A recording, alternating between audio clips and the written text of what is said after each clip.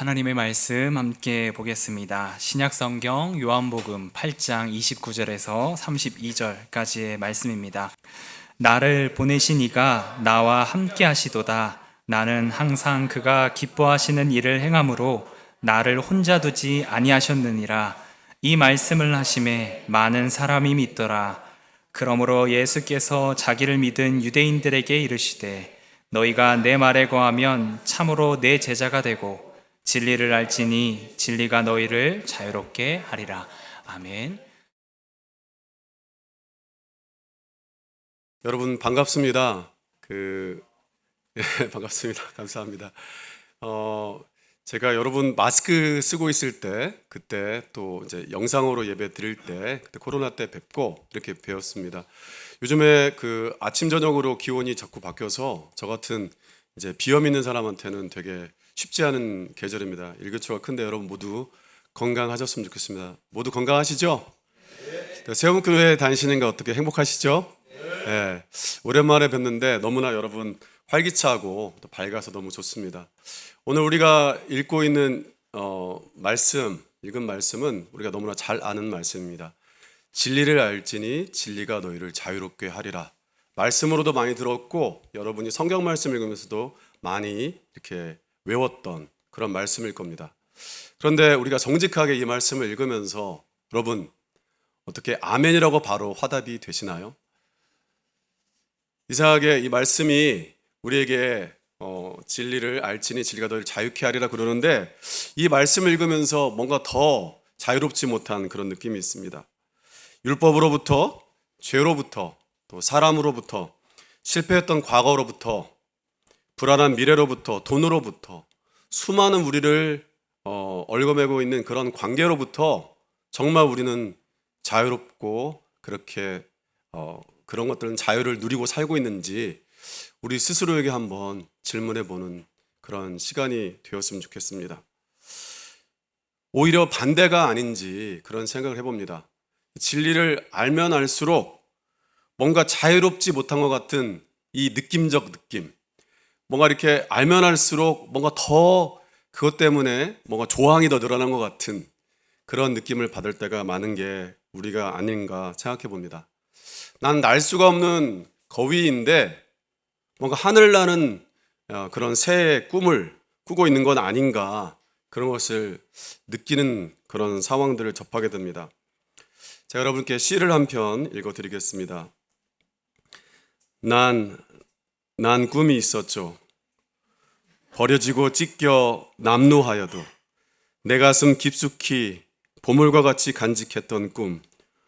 혹 때론 누군가가 뜻모를 비웃음 내 등 뒤에 흘릴 때도 난 참아야 했죠. 참을 수 있었죠. 그날을 위해. 늘 걱정하듯 말하죠. 헛된 꿈은 독이라고. 세상은 끝이 정해진 책처럼 이미 돌이킬 수 없는 현실이라고. 그래요, 난 꿈이 있어요. 그 꿈을 믿어요. 나를 지켜봐요. 저 차갑게 서 있는 운명이란 벽 앞에 당당히 마주칠 수 있어요. 언젠가 나 그 벽을 넘고서 저 하늘을 높이 나를 수 있어요. 무거운 세상도 나를 묶을 순 없죠. 내 삶의 끝에서 나 웃을 그날을 함께 해요. 이미 눈치채셨죠? 예. 중간에 여러분, 중간에 그래요 난 할 때 뭐 노래가 나와야 될까? 그래요 나 이렇게 갈 것 같은데 마음 같아서는 제가 노래를 불러주고 싶었는데 그러지 못했습니다. 여러분 이게 제가 읽어드린 것은 거위의 꿈이라는 노래의 가사 말이었습니다. 여러분 2005년도에 가수 인순이가 이렇게 노래해서 공전의 히트를 했던 곡이고 또 국민가요 같은 느낌으로 많은 사람들에게 사랑받았던 곡입니다. 그런데 여러분 그거 알고 계십니까? 사실은 이 곡이 1997년도에 가수 이적과 그리고 김동률이라는 사람이 프로젝트 그룹 카니발을 만들어가지고 이 곡을 발표했습니다. 작사를 이적이 하고 작곡을 김동률이 했습니다. 이렇게 좋은 곡을 두 사람이 만들었습니다. 그런데 여러분 1997년에는 인기가 별로 없었는데 2005년도에는 엄청나게 인기가 많았습니다. 어떻게 이런 일이 일어났을까요? 사람들 안에서, 평론가들 안에서 이제 갑론을박이 있었습니다. 그런 많은 의견들 가운데서 제 마음에 와닿는 공감이 되는 의견이 있었습니다. 그건 뭐냐면 이 노래의 가사와 이적과 김동률의 삶이 이렇게 별로 잘 맞아떨어지지 않는다는 거죠. 둘 다 좋은 학벌에 좋은 집안에서 자랐기 때문에 저 사람들한테 저런 고난이 있을까? 그런 마음이 있는 거죠. 뭔가 이 거위의 꿈이라는 것은 험난한 어떤 꿈꿀 수 없는 상황에서 꿈을 꾸는 상황을 노래하는 거니까요. 그런데 그와 반대로 2005년도에 메가히트를 기록했던 인순이가 리메이크했음에도 불구하고 왜 인순의 노래처럼 들리는가? 가수 인순이의 삶의 그런 이야기하고 이 노래가 잘 맞아 떨어지기 때문입니다. 여러분 아신 분이 알겠지만 1957년도에 가수 인순이는 흑인 주한미군 아버지와 한국인 어머니 사이에서 혼혈아로 태어나게 되었습니다. 그런데 아버지는 얼마 되지 않아서 미국으로 돌아갔고 그 이후에는 아버지를 만날 수 없었습니다. 그러니까 평생을 홀 어머니 밑에서 컸고, 그리고 자라는 동안에 정말로 요즘에 그런 말 쓰면 안 되지만 당시만 하더라도 깜둥이라는 놀림을 받으면서 그렇게 자랐던 게 인순이의 삶이었습니다.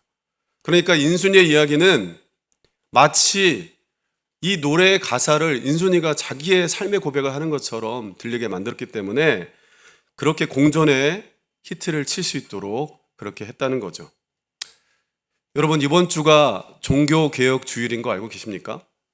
루터가 1517년 10월 31일에 종교개혁을 일으켰기 때문에 전 세계 교회가 10월 그러니까 마지막 주일을 종교개혁 주일로 지킵니다. 루터와 깔뱅과 같은 사람들이 500년 전에 정말로 거위의 꿈을 꾸었기 때문에 그런 종교개혁이 이루어질 수 있었던 것입니다. 하지만 우리가 잊지 않아야 될 사실은 뭐냐면 루터와 깔뱅이 종교개혁을 하기 전에 수많은 사람들이 마치 계란으로 바위를 치는 것처럼 종교개혁을 위해서 헌신했다는 것입니다. 여러분 오늘은 그 많은 사람 중에 한 사람의 이야기를 여러분하고 같이 나누고자 합니다.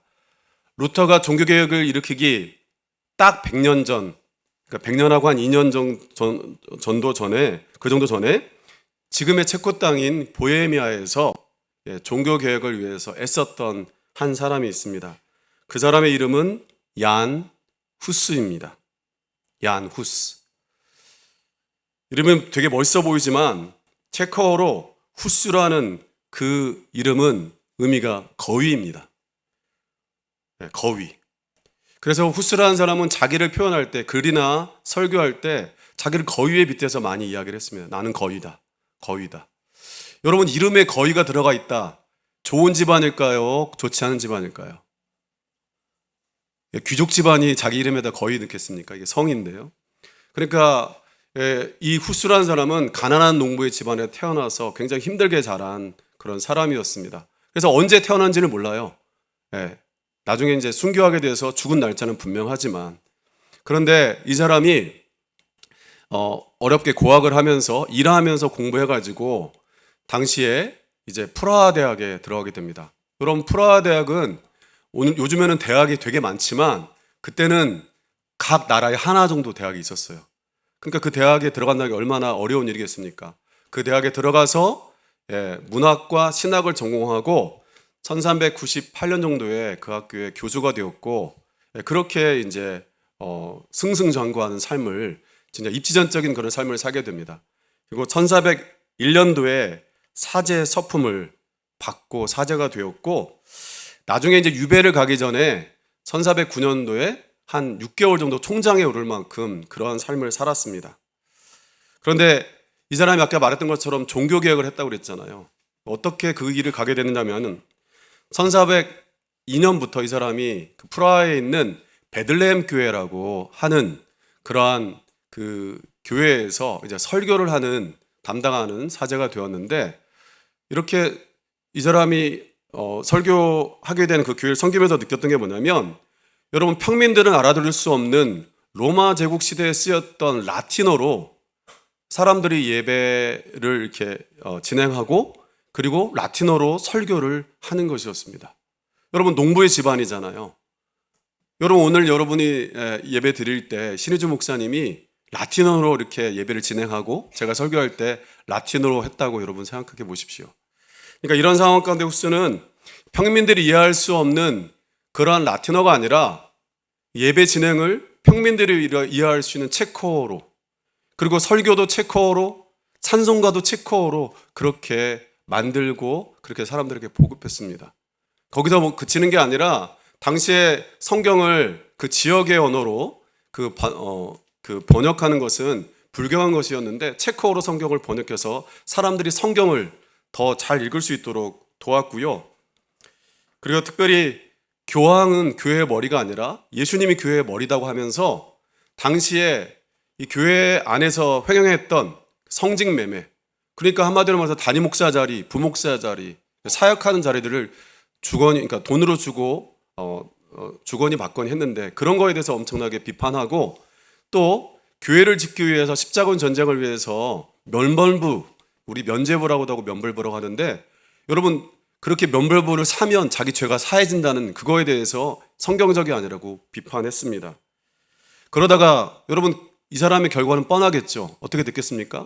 유배를 가게 됐죠. 유배를 가게 됐습니다.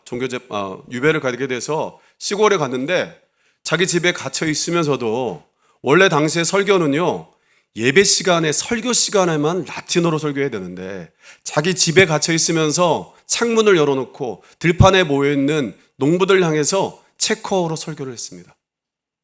그렇게 유배 간 상황에서도 정말 이것만 해도 대단한데, 후스라는 사람을 정말로 종교개혁자로 각인시키는 그러한 엄청난 개혁이 그 다음에 있었는데, 그건 뭐냐면 이 사람은 성만찬을 할 때 빵뿐만이 아니라 포도주도 이 평민들에게 주었다는 것입니다. 무슨 얘기인지 여러분 공감이 안 되죠? 빵뿐만이 아니라 포도주를 평민들에게 주는 일을 이 후스가 했다는 겁니다. 우리는 지금 여러분 세례 받으신 분은 빵과 포도주를 다 받아들기 때문에 무슨 얘기인지 모르겠지만, 여러분 당시에 교회는 어떻게 믿었냐면, 사제들은 어떻게 가르쳤냐면, 우리가 성만찬할 때 사제가 기도하면 이 눈앞에 있는 이 빵이, 이 떡이 예수님의 살로 변하고, 그리고 이 포도주가 주님의 피로 변한다고 믿었습니다. 그러니까 여러분 이거를 잘못 다뤄가지고 바닥에 떨어뜨리면 어떻게 되겠어요? 큰일 나는 겁니다. 그나마 떡은 이게 닦아가지고 먹을 수 있잖아요. 포도주는 어떻게 할 거예요? 포도주는 어떻게 할 겁니까? 그래서 평민들에게는 포도주를 주지 않았습니다. 이거에 대해서 후스는 하나님을 온전히 섬기고 진짜 보이는 말씀인 성만찬을 온전히 하기 위해서는 바로 이 떡과 포도주를 평민들도 같이 해야 된다고 그렇게 했던 것입니다. 여러분, 이 삶의 여정은 뻔한 결과로 가고 있었습니다. 1414년 후스는 콘스탄츠라는 곳에서 교회의 어떤 대표자들, 주교들이 모여서 회의를 하는 그 공의회에 붙잡혀 가게 되었는데, 거기서 종교 재판을 받고 이단으로 정죄되었습니다. 그리고 1415년에 화양을 받아서 죽게 되었습니다. 친구들과 주변에 신실한 사람들이 너 거기 가면 죽어, 가면 안 돼 그랬지만 그냥 주님을 믿으면서 그 종교 재판에 가서 결국은 화양을 받게 되었습니다. 당시의 교황과 교회 지도자들은 후스를 불태워서 그냥 불태운 게 아니라 정말로 뼈 하나까지 다 탈 때까지 태운 다음에 그 사람의 옷, 그 사람의 책, 그 사람의 사역에다 모든 것을 불태워서 강에 뿌려버렸습니다. 왜냐하면 후스를 따르는 사람, 후스의 추종자들이 행여나 후스의 물건을 들고 그거 가지고 교회를 반발하면서 봉기할까봐 그렇게 했던 것이지요. 이렇게 죽음을 유기 가운데서 화양을 받을 수밖에 없는 상황 가운데서 후스가 죽어가면서 이렇게 소리쳤습니다. 당신들은 지금 거위 한 마리를 불태우지만 100년이 지나면 태우지 못할 백조를 만나게 될 것이다. 우리가 거위는 아까 말했지만 후스인 걸 알잖아요. 백조가 누굴까 사람들이 생각하면서 아마도 후스가 100년 뒤에 나타날 루터를 예언한 거 아니냐 이렇게 생각하는 사람들도 있습니다. 하지만 이 후스가 말했던 기본적인 그 의미는 뭐냐면, 이 종교개혁의 거대한 불길이 나 하나 죽는다고 해서 꺼질 일이 아니라는 거죠. 계속해서 이 불길은 타오를 것이고 수많은 제2, 제3, 제4의 후스가 등장할 것이기 때문에 지금은 네가 나 하나 태워서 죽일 수 있지만 나중에 그렇게 할 수 없을 것이다. 이렇게 말했던 것입니다. 그런데 이 후스의 꿈, 이 후스의 예언은 실제로 우리가 아는 것처럼 그렇게 이루어졌습니다. 이 후스의 꿈, 이 거위의 꿈은 어떻게 꾸게 된 것일까요? 후스의 인생의 표대이자 그 삶의 가장 중요한 말씀이 오늘 우리가 읽었던 바로 요한복음 8장 32절 말씀입니다. 진리를 알지니 진리가 너희를 자유롭게 하리라. 우리가 일견 볼 때 후스의 삶이 어디가 자유롭습니까? 정말로 어떻게 보면 계속해서 유배당하고 계속해서 교회로부터 불림 받아서 어려움 겪고 나중에 죽기까지 되었기 때문에 자유롭지 못한 삶처럼 보이지만 좀 더 깊이 들여다보면 그 어떤 상황에서도 그 교회의 그런 것들로부터 자유롭게 끝까지 자기가 믿음의 소신을 다할 수 있었던 것, 그의 삶 자체가 정말 자유로움을 그대로 우리에게 보여주고 있습니다. 여러분, 오늘 우리가 요한복음 8장을 보고 있습니다. 요한복음이 쓰여질 당시에 로마 사람들한테 그 어떤 삶의 화두가 있었는데 두 가지가 있었습니다. 하나는 진리였고 또 하나는 자유였습니다. 그러니까 로마 사람은 어떻게 믿었냐면 진리를 알면 자유를 얻게 된다고 믿었습니다. 조금 더 확장시켜서 생각하면 로마 사람은 어떻게 생각했냐면 우리가 육신 가운데 있기 때문에 우리가 자유지 못하다.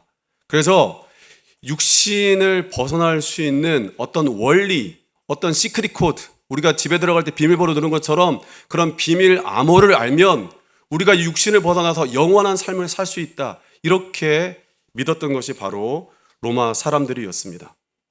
이것은 마치 불교에서 어떤 진리를 깨달으면 열반, 니르바나에 도달해서 모든 것으로부터 자유롭게 된다. 인간의 어떤 생로병사를 갖고 있는 인간의 육신으로부터 자유로워진 삶을 누린다고 하는 그런 불교의 가르침과 유사합니다. 어쩌면 우리 안에도 내가 교회를 다니면서 어떤 말씀을 하나의 어떤 그런 것처럼 생각하면서 그리고 교회의 교리를 하나의 그런 비밀 원리랄지 교리처럼 생각하면서 그것을 믿으면 내 삶의 모든 것이 자유로워질 거라고 생각하는 우리가 있을지도 모르겠습니다. 언뜻 보면 요한복음도 그런 얘기를 하는 것처럼 그 당시 사람에게 들렸을지 모르겠지만 전혀 아닙니다. 요한복음은 똑같이 진리와 자유를 말했지만 당시 로마 사람들이 말했던 진리와 자유가 아닌 또 다른 진리와 자유를 말했던 것입니다. 여러분, 왜냐하면 이 진리는 요한복음이 선포하는 진리는 인격적 진리였기 때문입니다. 그것은 예수님께서 진리 자체였기 때문입니다. 요한복음 14장 6절에 이렇게 말씀하고 있습니다. 예수께서 이르시되 내가 곧 길이요 진리요 생명이니 나로 말미암지 않고는 아버지께로 올 자가 없느니라. 여러분, 우리가 앞에서 진리를 알지니 라는 말씀 배웠죠. 이걸 옮기면 진리를 알게 되면 이렇게도 옮길 수가 있는데 여기서 안다는 표현은요, 유대인의 그 이야기 속에서 안다는 이야기를 알아야 됩니다. 예수님도 유대인이었기 때문에 예수님의 표현을 이해하려면 유대인들이 표현하는 안다는 게 뭐냐면 야다라는 뜻인데 이것은 단순히 지식적으로 아는 게 아니라 삶을 통해서 아는 것을 말합니다. 좀 더 구체적으로 말해보면 사람과의 관계 속에서 인격적이고 친숙한 관계를 말하는 것이고 또 부부 사이에서는 서로의 내밀한 것까지 아는 것을 말하는 게 바로 안다라는 뜻입니다. 그래서 요한복음 8장 32절 진리를 알지니 진리가 너희를 자유롭게 하리라, 이 말씀은 예수님과 인격적이고 친숙한 관계를 갖고 살면, 왜냐하면 예수님이 인격적인 진리이시니까 예수님께서 우리를 자유롭게 만드신다는 말씀으로 이해할 수 있습니다. 여러분, 이런 맥락에서 요한복음 8장 31절을 읽어보겠습니다. 같이 읽겠습니다. 그러므로 예수께서 자기를 믿은 유대인들에게 이르시되 너희가 내 말에 거하면 참으로 내 제자가 되고, 여러분 여기서 거한다는 말이 나오는데요, 거한다는 말을 원어를 참고하면 지속적으로 순종하다, 말씀의 논리를 납득하고 그 말씀이 참임을 실험해 보다. 이런 뜻입니다. 한마디로 말하자면 말씀대로 살아보는 것입니다. 그러니까 말씀에 거한다는 것은 그냥 말씀 묵상하고 그냥 자기 삶하고 저는 무관하게 사는 게 아니라 말씀대로 살아보는 거예요. 여러분, 제자라는 것을 말할 때 무슨 일이 어떤 어려움이 닥칠 때 그게 어떻게 해야 될지 내가 다 모든 걸 정답을 알고 있는 그런 게 제자가 아니라 예수께서 가르쳐 주는 말씀대로 살아보는 사람, 그런 사람이 바로 제자라는 겁니다. 그렇게 예수님 말씀에 거하다 보면 예수님과의 인격적이고 친밀한 교제 가운데 거하게 되고, 그러면서 예수의 길을 따라 가게 되고 그 생명을 경험하게 되는 것입니다. 예수님께서 말씀하셨습니다. 나는 길이요 진리요 생명이니. 예수님께서 진리이시기 때문에 그 진리를 따라가다 보면 그 길이 바로 생명의 길이 되고 그 생명의 길은 바로 하나님을 향해 있다는 겁니다. 그러니까 예수님 말하는 자유라는 것은 하나님을 향해 가는 길 가운데서 우리가 누리는 자유를 말하고 있는 것입니다. 그래서 이 자유라는 것은 외부에서 우리를 억압하는 것들이, 우리를 구속했던 것들이 사라졌다는 의미가 아니라 여전히 그것들이 우리를 힘들게 하고 어렵게 하지만 그것들이 우리를 무너뜨릴 수 없다는, 그것을 우리가 믿는 믿음의 자유인 것입니다. 죄를 짓지 않고 사는 자유가 아니라 우리가 죄를 짓고 또 죄를 범하기도 하지만 죄의 노예로 전락하는 것이 아니라 죄를 지었을 때 어떻게 죄를 다루어야 될지 알게 된 그런 자유를 말하고 있는 것입니다. 죽음으로부터의 자유, 그냥 죽음이 없는 그런 자유를 말하는 것이 아니라 죽지만 그것이 우리의 인생의 끝이 아니라는 것을 아는 자유를 성경은 우리에게 가르쳐 주고 있습니다. 후스가 화형을 당하면서도 꿈을 꿀 수 있었던 것은 이 자유를 누리고 있었기 때문입니다. 진리를 알지니 진리가 너희를 자유롭게 하리라. 이 말씀이 후스의 삶 가운데서 이루어졌던 것입니다. 여러분, 이 말씀의 의미를 더 분명하게 깨닫기 위해서 우리는 요한복음 8장 29절의 말씀을 같이 보았으면 좋겠습니다. 같이 읽겠습니다. 나를 보내신 이가 나와 함께 하시도다. 나는 항상 그가 기뻐하신 일을 행함으로 나를 혼자 두지 아니하셨느니라. 아멘. 진리를 알지니 진리가 우리를 자유케 하리라는 말씀이 어떤 의미인지를 알려면 이 말씀을 깊이 묵상하면 알 수가 있습니다. 이 말씀은 예수님께서 인격적인 규제 가운데 우리를 어떻게 자유케 하시는지를 보여주고 있습니다. 예수님께서는 하나님께서 항상 자신과 함께 있고 홀로 두지 않았다는 것을 믿으셨습니다. 특별히 여기 말씀하는 것처럼 항상 하나님께서 기뻐하시는 행함으로 하나님께서 자신과 함께하고 있다는 것을 누리고 있었습니다. 그래서 우리가 아까 31절에서 내 말에 거하면, 그때 거한다는 말이 아까 우리 말씀을 행해보고 실험해본다고 했던 것처럼 그 말을 예수님의 표현으로 옮겨보면 항상 기뻐하는 일을 행해보는 겁니다. 하나님께서 무엇을 기뻐하시는지, 예수님께서 무엇을 기뻐하시는지 행해보는 삶, 그게 말씀에 거하는 것이고 그게 진리를 아는 삶인 것입니다. 앞에서 말씀했던 것처럼 말씀 안에 거한다는 것은 아무것도 안 하면서 말씀만 묵상하며 사는 삶이 아니라 항상 예수님께서 기뻐하시는 일을 행하려고 사는 것을 말하는 것입니다. 예수님께서 항상 하나님께서 기뻐하시는 일을 행하려고 하셨던 것처럼 예수님의 제자된 우리도 예수님 어떻게 하면 기뻐하게 할까? 좀 더 나아가서 하나님 어떻게 하면 기뻐하게 할까? 그렇게 하다 보면 그 모든 삶 가운데 우리 하나님께서 함께하고 있다는 것을 우리가 알게 된다는 것입니다. 그렇게 행하는 일들이 실패냐 성공이냐가 하나님께는 중요한 것이 아니라 그렇게 우리가 살아가려고 할 때 예수님께서는 그 모든 삶 가운데 우리가 함께 하시고 실패와 성공으로부터 우리를 자유롭게 만드신다는 것이죠. 여러분, 후스는 죽음을 맞이하는 순간에도 하나님께서 기뻐하시는 일, 예수님께서 기뻐하시는 행하려고 그렇게 살았습니다.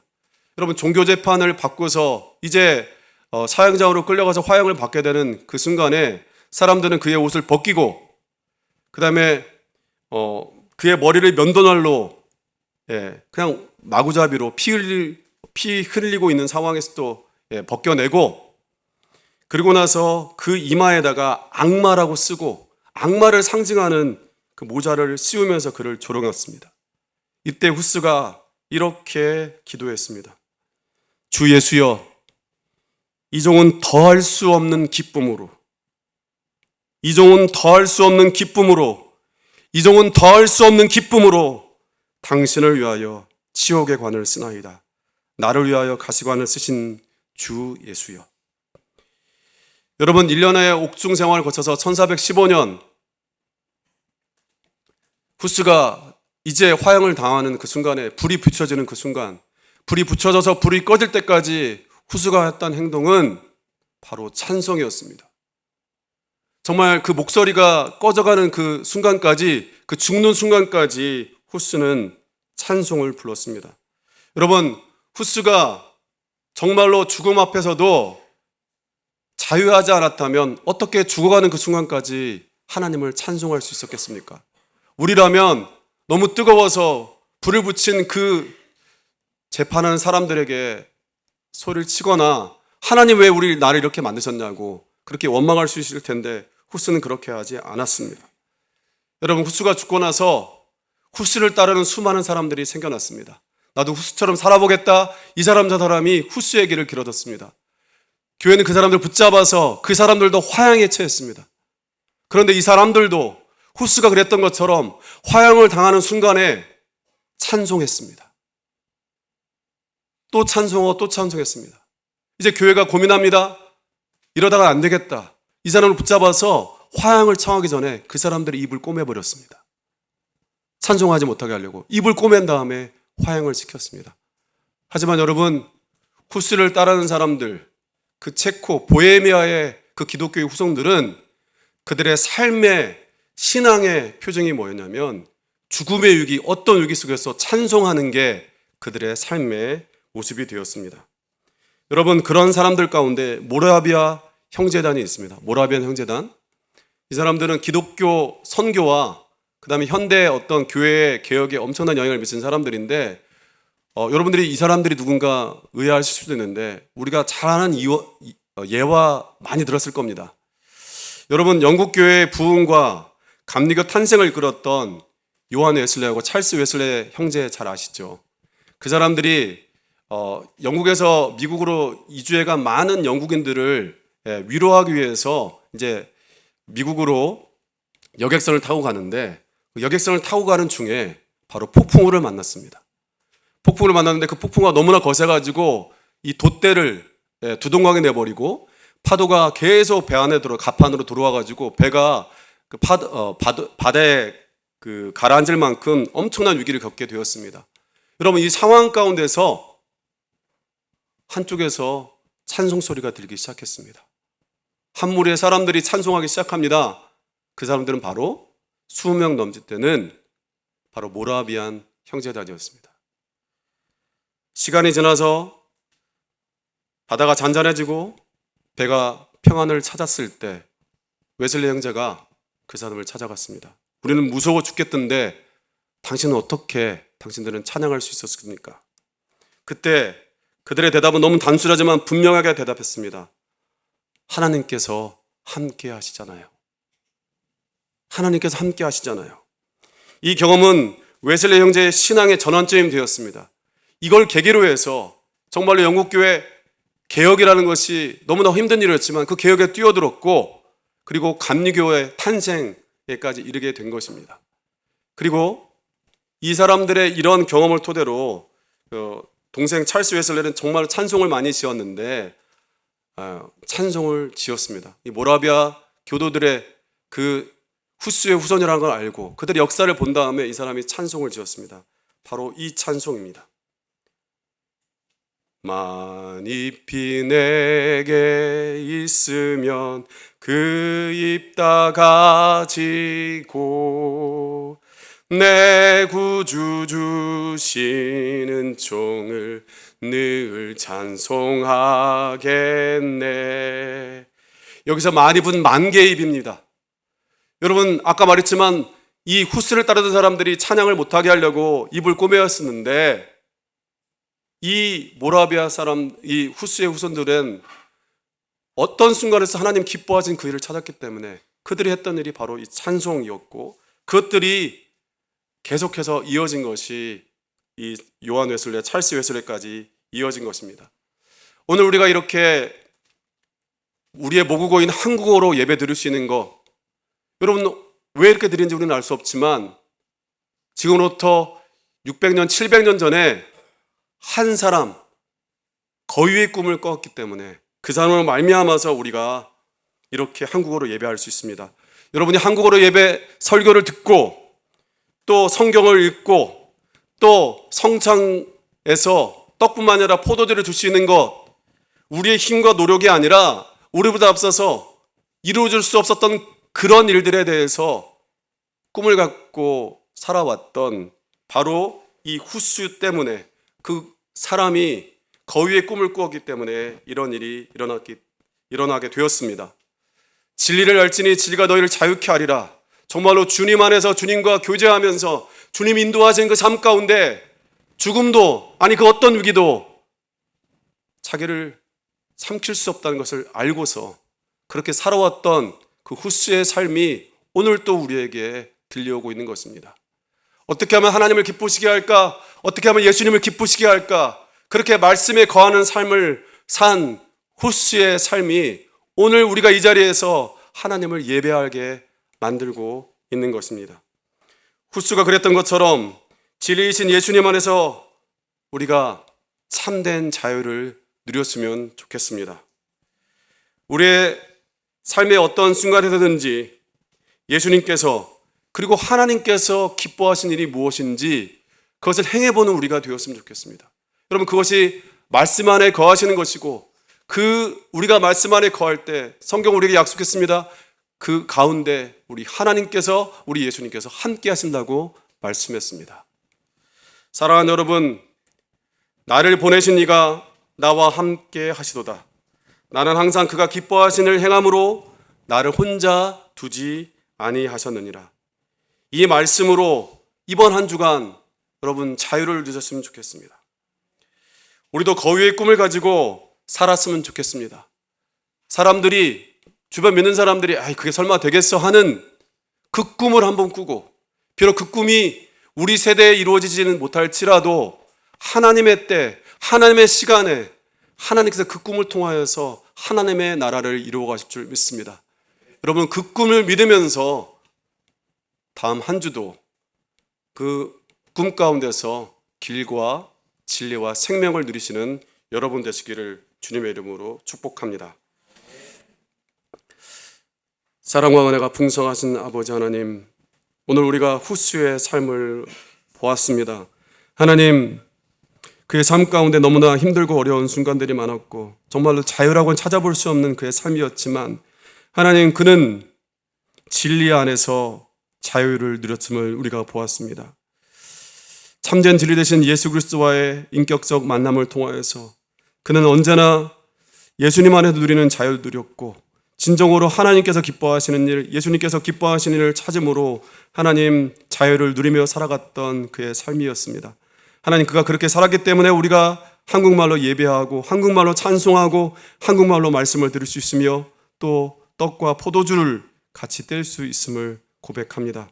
주님, 이번 한 주 우리가 살아갈 때 우리도 진리를 알고 그 안에서 자유하기를 소망합니다.